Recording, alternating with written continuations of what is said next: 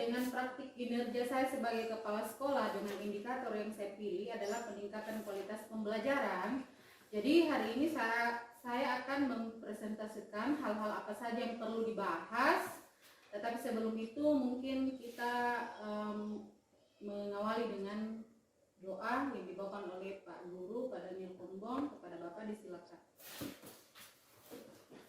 Ya, sebelum kita memulai kegiatan kita, mari kita berdoa sesuai dengan agama dan kepercayaan kita masing-masing. Kita berdoa dalam nama Bapa dan Putra dan Roh Kudus. Amin.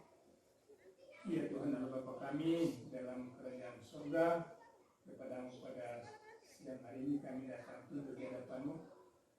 Saya bersyukur dan berterima kasih atas penyelenggaraan dan penyertaan Tuhan yang boleh kami rasakan sampai pada saat ini.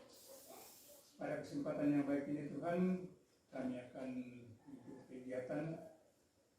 Semoga kegiatan ini dapat kami ikuti dengan baik dan dapat kami pahami sehingga dapat bermanfaat bagi kami dan teristimewa dalam mengemban tugas dan pekerjaan yang kami lakukan di tempat ini.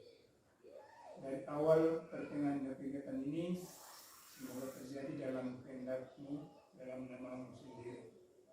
Inilah doa kami ya Tuhan yang kami sampaikan kepadamu dengan peran-peran Yesus Kristus Tuhan dan Juru Selamat kami. Amin. Dalam nama Bapa dan Putra dan Roh Kudus. Amin. Baik, terima kasih kepada Bapak telah mengantarkan kita dalam doa. Jadi, Bapak Ibu Guru, di sini mengapa kita perlu meningkatkan kualitas pembelajaran? Bapak Ibu bisa lihat bahwa di sini pembelajaran itu merupakan fondasi penting. Karena di SD ini betul-betul siswa ini diberikan bekal untuk melanjutkan pendidikan ke jenjang yang lebih tinggi. Sehingga di sini peningkatan kualitas pembelajaran sangat penting agar siswa dapat memperoleh pengetahuan, keterampilan, dan nilai-nilai yang dibutuhkan untuk menghadapi tantangan di masa depan. Jadi Bapak Ibu, kita perlu betul-betul fokus pada pembelajaran pada saat proses pembelajaran berlangsung, karena kita lah peletak batu pertama. Kita lah sebenarnya yang mencetak fondasi, yang dimana fondasi itu kita tahu bahwa bangunan itu akan kokoh ketika fondasinya bagus. Lanjut di sini kita melihat bahwa di dalam praktik pembelajaran itu banyak tantangannya. Betul tidak Bapak Ibu? Bapak Ibu rasa? Di sini saya merangkum bahwa tantangan di sini yang pertama ini variasi latar belakang siswa.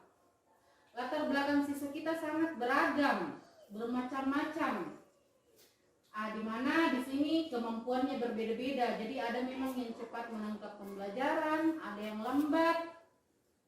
Kemudian gaya belajarnya berbeda-beda. Ada memang siswa yang gaya belajarnya misalnya kinestetik, yang di kelas itu mungkin suka berkejar-kejaran, suka panjat, suka duduk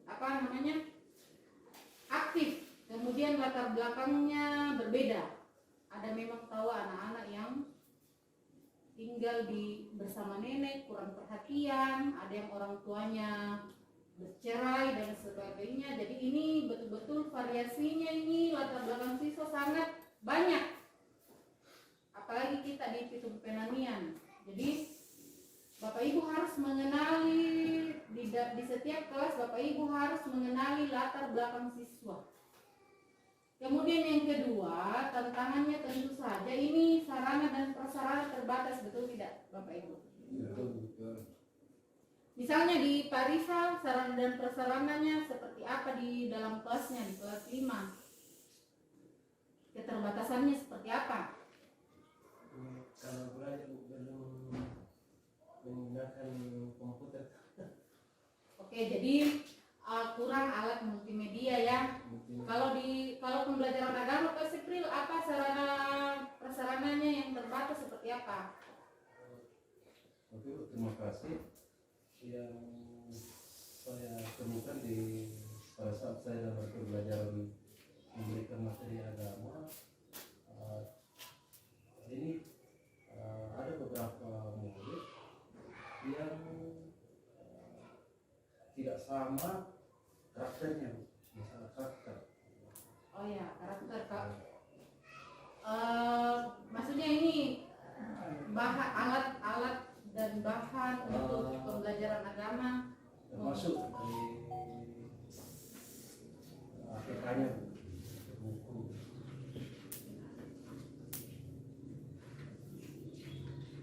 Oke, jadi memang sangat pentingnya ini untuk mengakomodasi siswa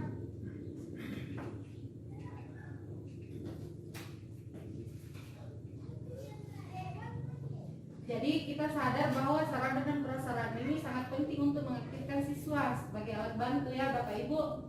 Kemudian ini ternyata yang ketiga, tantangan beban administratif guru. Mbak Susian, Pak Petrus, beban administrasi terlalu banyak hal-hal yang harus disiapkan. Berat atau tidak Pak? Berat. Berat, contohnya Yang mempersiapkan pembelajaran. oke. Jadi perangkat ya Pak, perangkat pembelajaran. Jadi ini ada 3 tantangan luar biasa untuk praktik pembelajaran di sekolah dasar.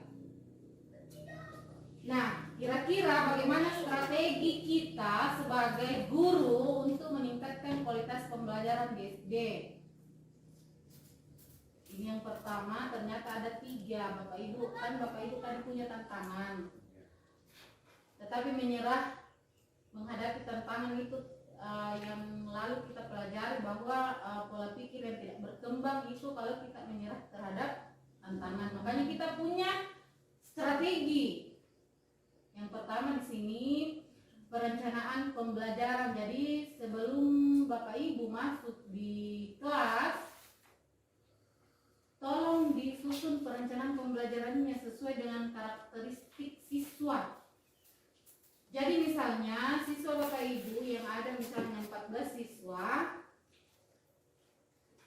ada yang gaya belajarnya suka mendengar, berarti Bapak Ibu siapkan musik. Kita kan punya di sarana speaker, ada proyektor. Siswa yang suka menggambar, siapkan dia perencanaan untuk menunjang karakternya. Kemudian siswa yang suka bergerak, kinestetik, kan itu Bapak Ibu bisa menyiapkan misalnya senam, yel-yel yang ditampilkan lewat proyektor. Kemudian mereka bergerak, mereka akan senang. Jadi tidak selamanya menulis saja terus. Pasti terbang-terbang itu yang kinestetik, karena memang gayanya seperti itu. Kemudian yang kedua, penggunaan metode aktif. Di sini metode pembelajaran yang berpusat pada siswa, misalnya diskusi, proyek, eksperimen, itu dapat meningkatkan keterlibatan. Jadi dilibatkan ya Pak siswa. Bapak Ibu pernah tidak melihat kalau anak-anak itu dikasih proyek pekerjaan mereka lebih senang dibanding disuruh menyalin? Coba kita lihat itu siswa yang diminta menghias kelas senang. Bahkan yang laki-laki mah gunting-gunting duka toh dibandingkan menulis. Jadi tolong dipilih kira-kira hari ini saya aktifkan siswaku seperti apa ya. Kemudian yang ketiga, umpan balik dan evaluasi. Di sini guru memberikan umpan balik yang konstruktif. Konstruktif di sini artinya membangun, jangan menyalahkan. Jadi setiap selesai pembelajaran, di akhir pembelajaran kan kita berikan umpan balik yang membangun. Kemudian lakukan evaluasi secara berkala untuk mengukur kemajuan siswa. Jadi Bapak Ibu sebenarnya buku penilaian proses dan hasil itu harus tetap jalan setiap proses pembelajaran. Kira-kira bagaimana peran kita guru dalam meningkatkan kualitas pembelajaran? Jadi ada 3 peran kita sebagai guru. Ini sekarang yang berubah di abad 21 itu, guru itu berubah menjadi fasilitator namanya. Apa sih bedanya fasilitator dengan guru? Fasilitator ini kita hanya memfasilitasi, tidak didikte nih. Jadi guru berperan sebagai fasilitator yang membantu siswa membangun pengetahuan dan keterampilan mereka. Jadi kita fasilitasi saja. Kemudian yang kedua, motivator. Kira-kira motivator contohnya seperti apa? Pak Rijal? Ya, kalau kita selaku guru itu sebagai motivator ialah memberikan motivasi pada anak, semacam ketika anak itu mempunyai bakat dalam gaya belajar yang mungkin kinestetik, berarti kita kasih apresiasi seperti, wah ternyata pada saat senam saya lihat gerakanmu bagus, jadi itu kan termotivasi dengan memberi sedikit rasa kebanggaan kepadanya. Itu saja mungkin saya. Oke, baik, jadi kita tetap beri apresiasi, kita beri motivasi sesuai dengan bakat masing-masing. Jadi Edan pas sama Bang, misalnya yang matematika saja yang disuka, padahal ada anak kita yang pintar menari tidak pernah dikasih dukungan, misalnya pintar menyanyi. Oke, kemudian peran sebagai inovator. Contohnya seperti apa? Mungkin Bu Elsie.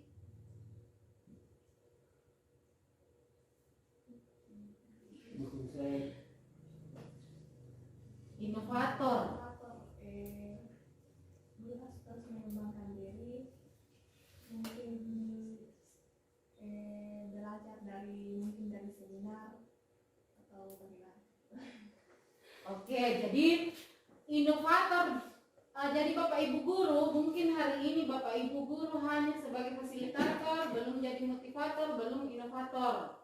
Jadi ketiga hal ini harus dimiliki. Apa sih itu inovator? Contohnya seperti ini Bapak Ibu.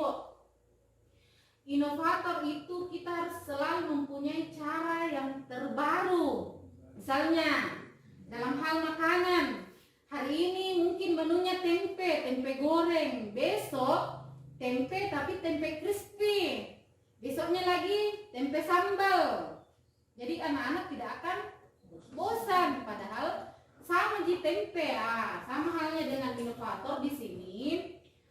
Kira-kira kalau hari ini belajar perkalian caranya Bapak Ibu belum terlalu keren menurut siswa, carikan kira-kira seperti apa ini supaya anak-anak. Misalnya hari ini kita tampilkan video, besok kira-kira game. Jadi Bapak Ibu di sini harus memang mengembangkan diri. Banyak sekali contoh-contoh video di TikTok, di YouTube yang bisa Bapak Ibu kembangkan. Jadi jangan hadir di kelas dengan menu itu saja. Bagaimana kalau tiap hari kita makan nasi goreng terus? Pasti bosan kita.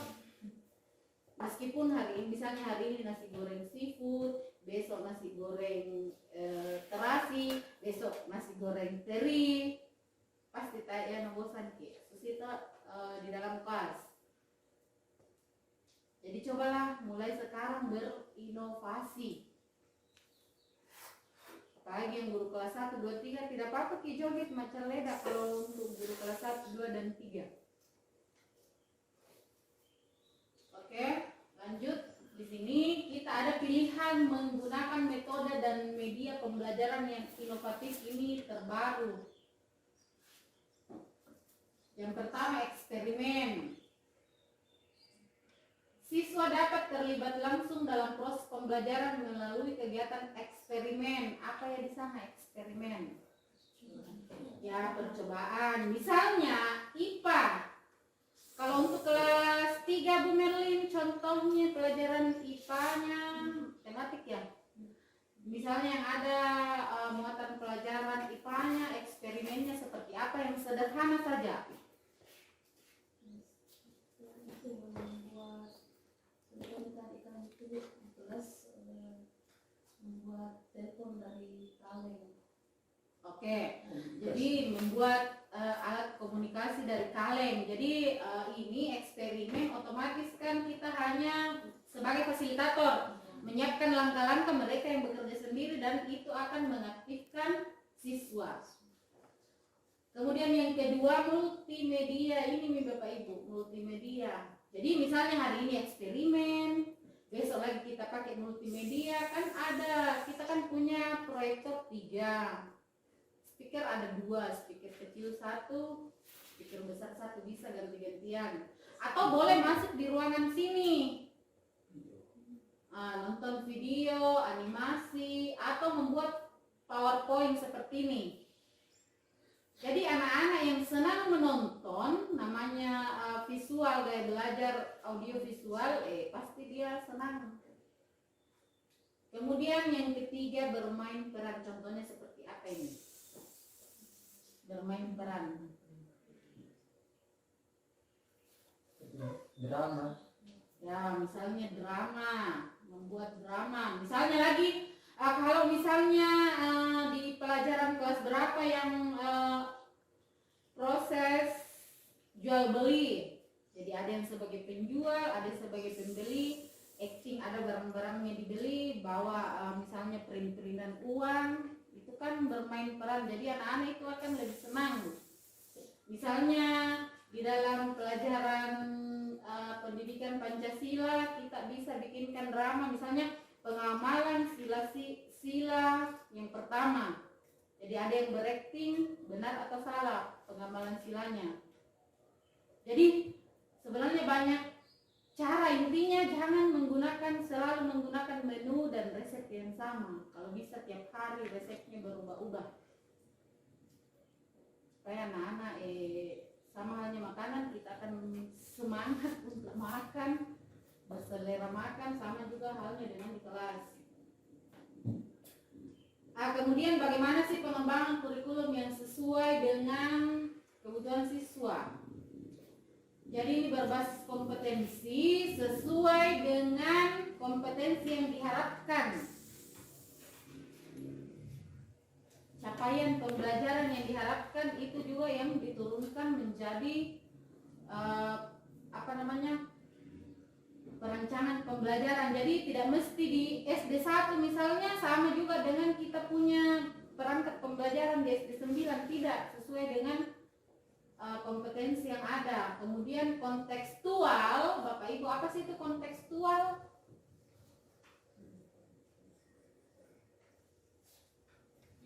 Ya, yang relevan, yang nyata, yang dekat dengan siswa.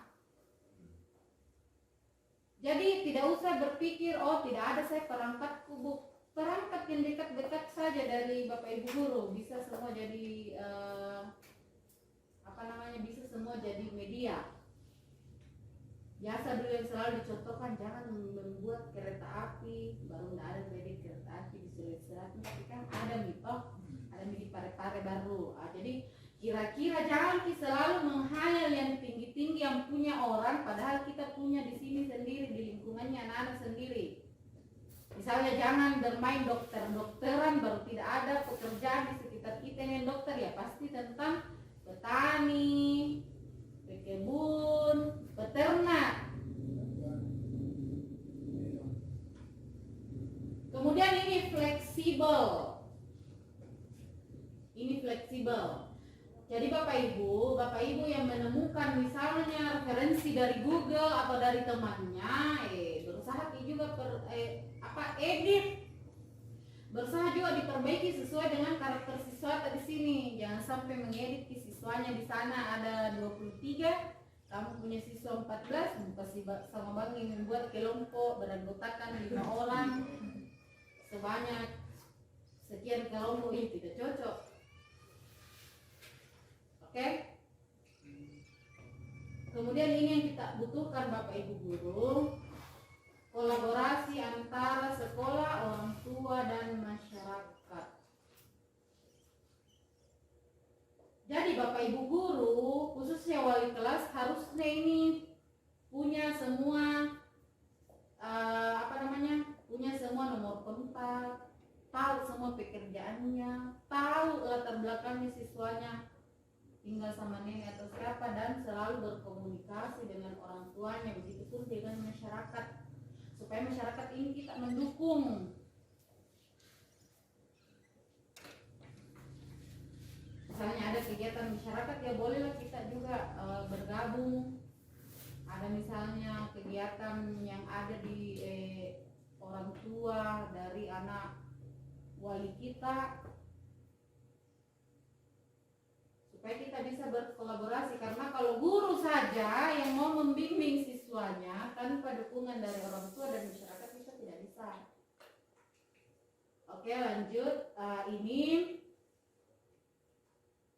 adapun untuk meningkatkan kualitas pembelajaran, karena kita indikator yang dipilih meningkatkan kualitas pembelajaran, maka langkah yang dilakukan itu adalah mengobservasi Bapak Ibu guru dalam pembelajaran. Nah, di mana di sini Bapak Ibu kita sudah buat jadwal. Ini jadwal saya ambil dari PMM-nya Bapak Ibu yang sudah kita sepakati bersama. Misalnya Arisan ini Jumat 1 Maret sampai di April ini ada di PMM saya sebagai kepala sekolah, di mana apa yang kita jadwalkan di observasi ini, apa sih yang perlu kita persiapkan, kira-kira apa yang perlu disiapkan sebelum observasi Bapak Ibu? Apa? Perangkat. Kan jadwalnya sudah ada, kita sepakati. Perangkat, apa lagi kira-kira selain perangkat? Media. Apa? Media. Ya, media.